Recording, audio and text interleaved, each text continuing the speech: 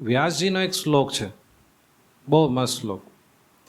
પરોપકારાય પુણ્યાય પાપાય પરપીડનમ અષ્ટાદશ પુરાણેશુ વ્યાસસ્ય વચનદ્વયમ. વ્યાસજીનો છે કે કોનો શ્લોક છે મને બહુ ખ્યાલ નથી, પણ શ્લોક બહુ સરસ છે. કે વ્યાસજી 18 પુરાણ લખ્યા, બરાબર? તો કોઈને એવું થયું કે ભાઈ 18 પુરાણનો સાર એક લીટીમાં આપવો હોય તો કઈ રીતે આપી શકાય? આ શ્લોકમાં સરસ સાર આપ્યો છે કે બીજાનું ભલું કરવું એ પુણ્ય, અને બીજાને પીડા આપવી એ સૌથી મોટું પાપ છે.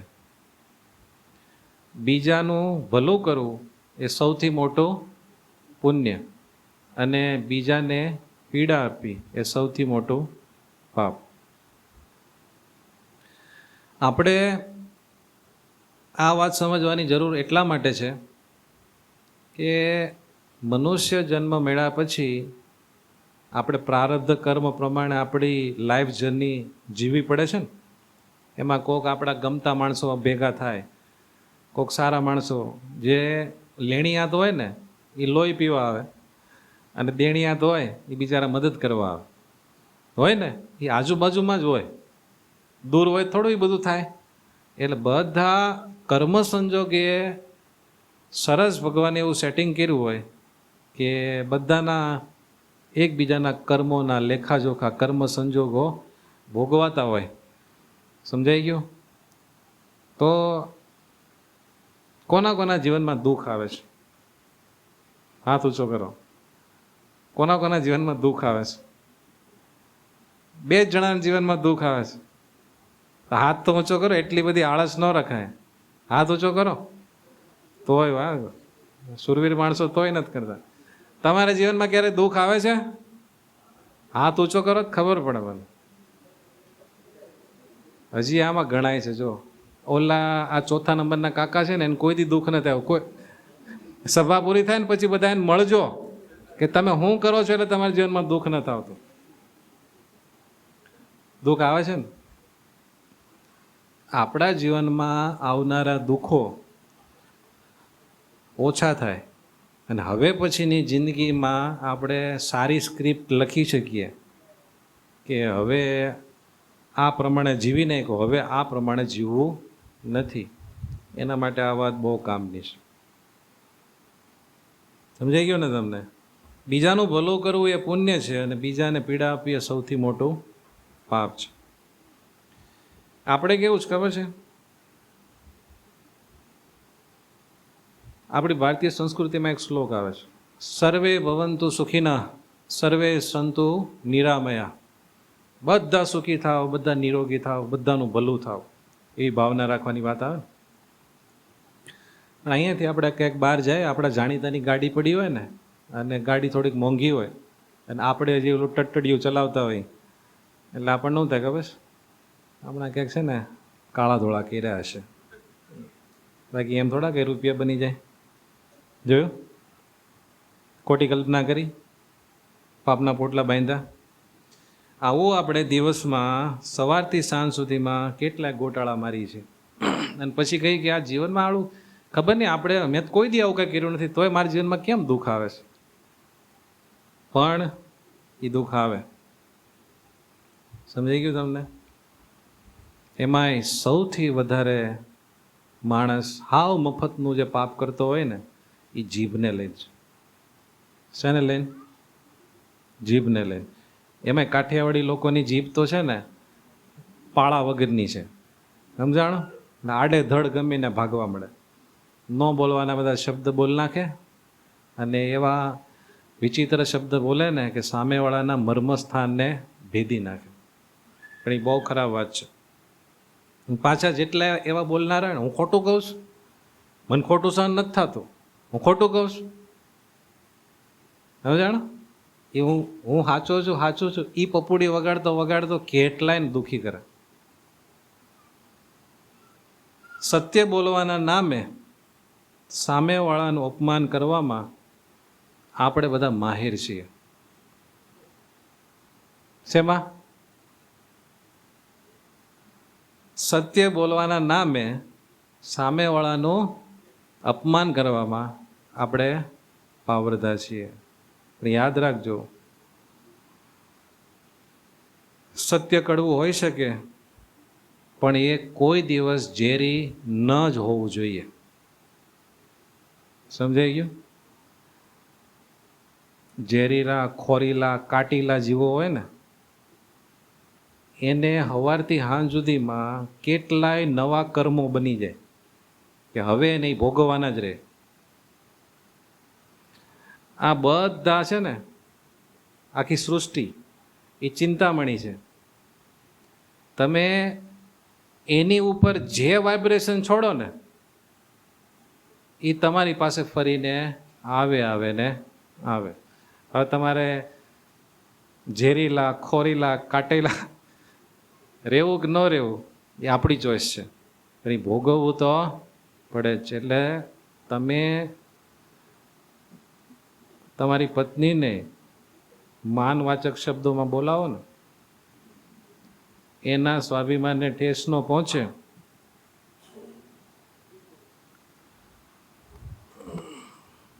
એના સ્વાભિમાનને ઠેસ ન પહોંચે એ રીતે તમે વાત કરો ને, એ બહુ મોટી વાત છે.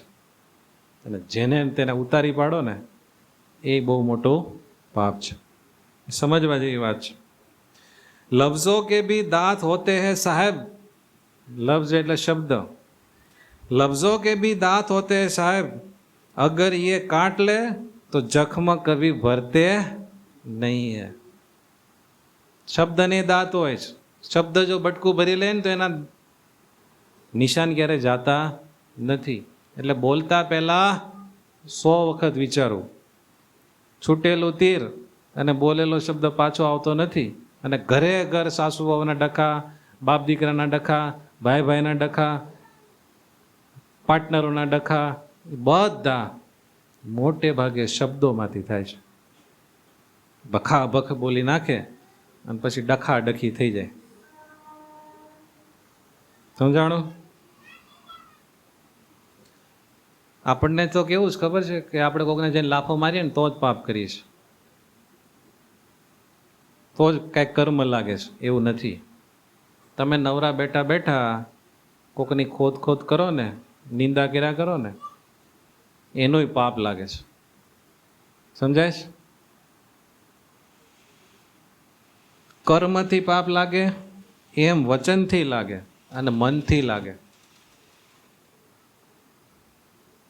ભગવાન સ્વામિનારાયણે સારંગપુરના પ્રકરણના વચનાવતમાં કીધું કે સ્થૂળ દેહ કરીને જીવ પાપ કરે એને કર્મ લાગે ને, એ જ પ્રકારે સૂક્ષ્મ દેહ કરીને કોઈ કર્મ કરે ને એનું પણ એને પાપ ભોગવવું પડે છે. સમજાઈ ગયું? એટલે કોઈકને માનસિક પીડા આપવી એ પણ આપણા નવા કર્મ જનરેટ કરે છે.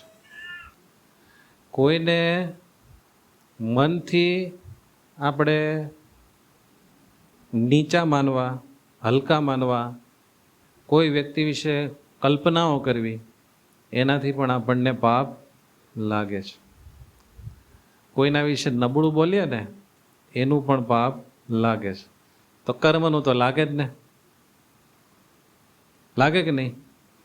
કોઈ માણસ કેટલાય લોકોના રૂપિયા બઠાવીને બધાને છેતરીને ભાગી જાય, એ માણસ તો જેટલો દુઃખી થાય ને એટલો લગભગ કોઈ દુઃખી ન થાય.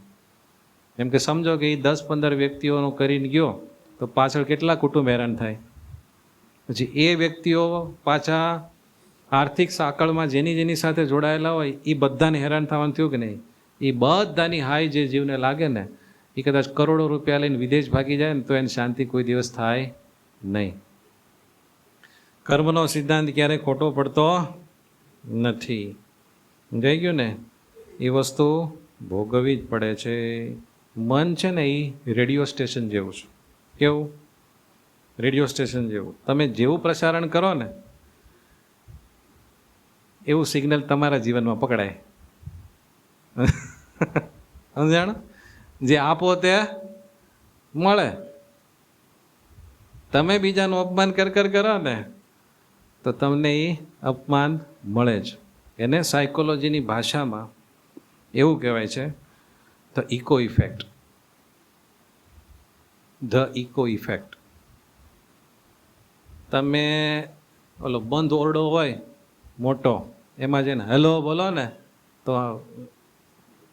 પડઘો પડે ને, એમ આ સૃષ્ટિ છે ને એમાં તમે જેવા પડઘા પાડો એ તમારી પાસે આવ્યા વગર રહેતા નથી.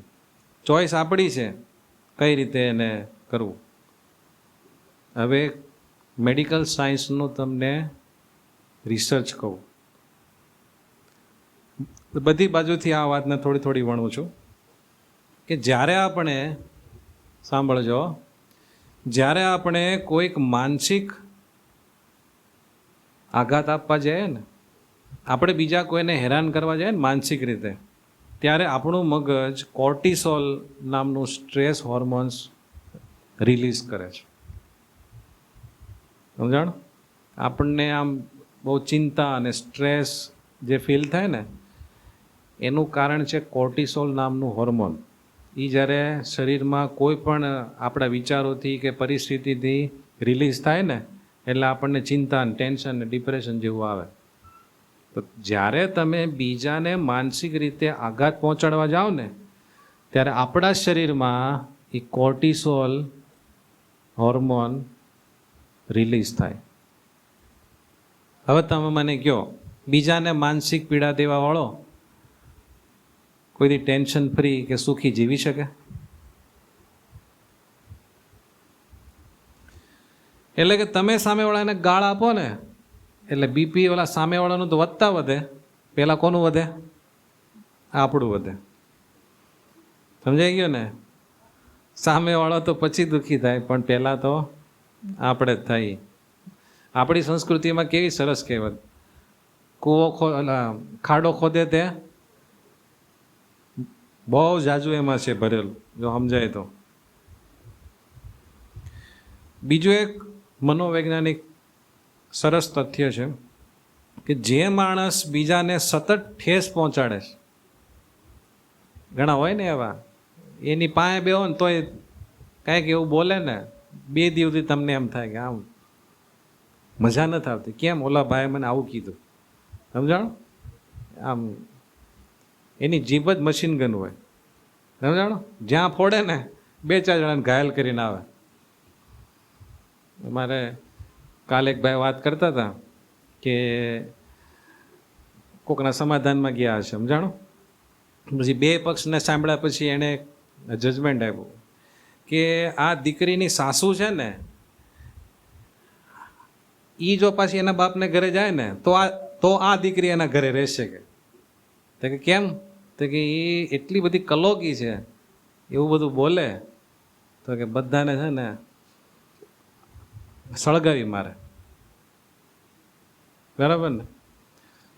5-25 જણાનું ફેમિલી હોય, એમાં બધા સુખેથી રહેતા હોય, એકાદી વ્યક્તિ આવે અને પછી ડખાડખી શરૂ થાય, આમ બાણ આમ મારે, ભડાકા આમ થાય, પછી બધા ગોતે કે આ બધાનું કારણ શું છે.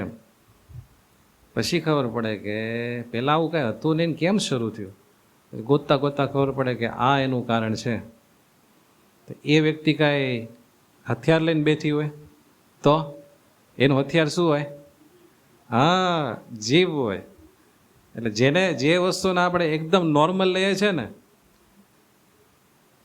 એને લઈને જ આપણા જીવનના 90% દુઃખ છે. જો સમજાય ને તો. સમજાણું તમને? એસી વાણી બોલીએ મન કા આપા ખોય. પોતાનો અહંકાર મૂકીને કેવી વાણી બોલવી? એસી વાણી બોલીએ મન કા આપા ખોય, ઓરન કો શીતલ કરે આપ હું શીતલ હોય. તમે બીજાને માનવાચક શબ્દોથી સંબોધો, બીજાને બહુ પ્રેમથી વાત કરો તો સામેવાળી વ્યક્તિને તો મીઠું લાગે જ, પણ પહેલી મીઠાશ ક્યાં જનરેટ થઈ? આપણામાં. વાણી એસી બોલીએ મનવા શીતલ હોય, હા બાબાજી બોલીએ હસકર ઉત્તર દીજીએ હા બાબાજીઓ. સમજાણું? માટે તો સમય હતો એટલે આ થોડીક વાત કરી. નવા કર્મો હવે આપણે ઊભા કરવા નથી. એટલામાં થાકી નથી ગયા? કેટલાય પ્રકારના શરીરમાં રોગ થાય, બધી રીતે શાંતિ હોય તો ક્યાંક ને ક્યાંકથી ભાલો નીકળે, એટલે મન પાછું ચિંતામાં આમાં તેમાં બધું ગૂંચવાઈ જાય. માંડ આપણે ધંધો સેટ કર્યો હોય ને કોક આવીને બૂચ મારી જાય. આ બધું નથી થતું? બધા એના જીવનની વાત કરે, સવારથી હાંજ પડી જાય તોય ખૂટે. આપણે એ જ કરી છે ને, ગપ્પા મારે કે કોઈ દી ખૂટા. એમાં શું હોય કે ભાઈ મારે આવું થયું, મારે આવું થયું. એ બધું શેને લઈને થાય છે કે ભાઈ આપણે એવા બધા કર્મ કર્યા છે ને, એટલે જૂનું જે થઈ ગયું એ થઈ ગયું. હવે ભગવાનનું ભજન કરીને એને બાળશું, પણ હવે નવું કાંઈ ઊભું કરવું નથી. એટલે મનથી, વચનથી અને કર્મથી અમથી બીજાને દુઃખ પહોંચે એવી કોઈ બાબત આપણે કરવી નહીં. જે વ્યક્તિથી આપણને ન ફાવતું હોય ને, તો મનથી છેટાર્યો, વચનથી છેટાર્યો, શરીરથી છેટાર્યો, પણ એની આરે દ્વેષ રાખીને નવા કર્મ ઊભા કરવાના નહીં. એ બધી આંટીઓ ક્યારે આપણને શાંતિ લેવા દે નહીં. જો અત્યારે વિશ્વમાં યુદ્ધ થાય છે, એમાં કોઈને શાંતિ છે? યુદ્ધ કરે છે ખાડીના દેશોમાં, પણ એની ઇફેક્ટ અહીંયા ઘરમાં થઈ. બોલો, ત્યાંય બધા બળે અને આખી દુનિયામાં બધા બળે. શેર બજારે બળે, બધા તમામ ધંધાવાળા બળે, કોઈને શાંતિ થાય? એ મોટું યુદ્ધ છે. આપણે ક્યારેક વાણીથી યુદ્ધ કરીએ છીએ, ક્યારેક મનથી યુદ્ધ કરીએ છીએ, અને ક્યારેક આપણા કર્મોથી યુદ્ધ કરીએ છીએ. નાના મોટા યુદ્ધ ખેલવાની આપણને બહુ ટેવ હોય અને બહુ મજા આવે. હા, તો આપણે આમ કહી દીધું. શું કહી દીધું? નુકસાની કરી. એટલે બહુ શાંતિ રાખવી. અને અત્યારનો જે સમય છે ને, આ યુદ્ધનો જ સમય છે. સમાજમાં દેશકાળનું જ્યારે વિષમપણું હોય ને, ત્યારે ખૂબ સહન કરવું, ખૂબ સાધુતા રાખવી. સમજાણું? થોડુંક લેટ ગો કરવું, પણ બાખડવું નહીં. આખી દુનિયામાં યુદ્ધના વાતાવરણ હોય ને, એના વાઇબ્રેશન ઘરમાં જાય. કેમ કે ધંધા હાલતા ન હોય, મોંઘવારી વધતી જાય, જરૂરિયાત હોય એટલે પૂરી પાડો નહીં, એટલે ઘરે ડખા થાય, પાર્ટનરોને ડખા થાય, કુટુંબમાં ડખા થાય. પણ એ વખતે શાંતિ રાખવી. કેમ કે અત્યારે દેશકાળ સારો વર્તતો નથી. કોઈની યારે બાંધવામાં અત્યારે માલ નથી. હા, સાવચેતી રાખવી, આપણને કોઈ છેતરી ન જાય. સ્વામિનારાયણ કોઈથી છેતરાય નહીં. શું કામ? કેમ કે સત્સંગ કરીને પાકું કર્યું હોય કે ભાઈ આવા માણસોની યારે વ્યવહાર કરવો નહીં. ભગવાને કીધું દુષ્ટ માણસ સાથે વ્યવહાર કરવો નહીં, એ આપણે નહીં કરવાનું. આ રીતે થોડુંક આવું બધું શીખતા જઈએ ને સત્સંગમાં, તો એક દિવસ એવો આવે કે આપણે બહાર બધું ભલે હળકતું હોય, પણ અંતરમાં શાંતિ રહે. બહારનું જગત તો છે ને, ક્યારેય આપણા ઈચ્છા પ્રમાણે બધું બદલી શકાતું નથી, પણ અંદરનું જગત આપણે જો સમજણ સુધારીએ તો બદલી શકાય છે. માટે સત્સંગ કરીને, સંતોનો યોગ રાખીને સારી બાબતો, જે વાસ્તવિક ભગવાનના સિદ્ધાંતો છે, એને શીખીને જો આપણે આપણા જીવનનો ટ્રેક મસ્ત બનાવીએ ને, તો અશાંતિની વચ્ચે આપણે શાંત રહીએ, દુઃખોની વચ્ચે આપણે સુખી રહી શકીએ, અને વાવાઝોડાની વચ્ચે આપણે શાંતિથી સૂઈ શકીએ. બોલો સ્વામિનારાયણ ભગવાનની જય.